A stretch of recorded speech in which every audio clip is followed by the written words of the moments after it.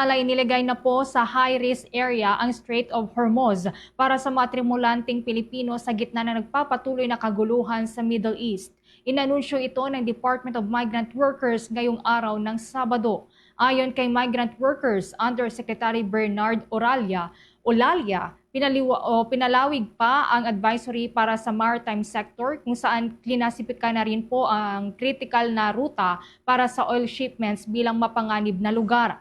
Magbibigay daan naman ito para sa mga Pilipinong seafarers na tumangging sumampa sa barko na maglalayag sa naturang lagusan.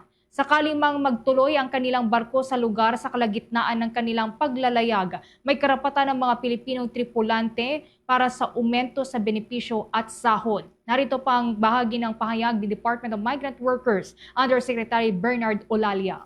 Ang bago pong sakop na nilagay dito sa advisory nito ay yung doon sa Strait of Hormuz at saka doon sa Gulf, sa Persian Gulf. Kasi nga po, nandoon ang conflict area. No? So, base sa advisory na yon, bawal na po na tumawid sa Strait of Hormuz. Bawal na rin doon sa Red Sea kung saan may kasalukuyang conflict. No? Kapag ang barko ay napunta po doon, yung karapatan ng ating seafarer na tinatawag na right to refuse sail ay dapat i-honor, i-recognize at pahintulutan ng ating maritime.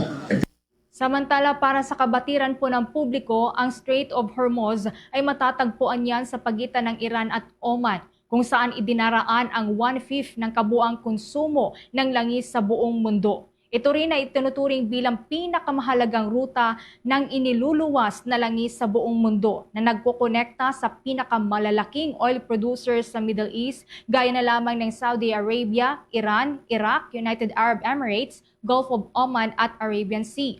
Subalit bunsod ng kamakailangang mga pag-atake ng Amerika at Israel sa Iran na gumanti rin laban sa dalawang bansa at sa mga kaalyado nila sa Gulf States, matindi pong naapektuhan ang oil shipping sa kritikal na lagusan.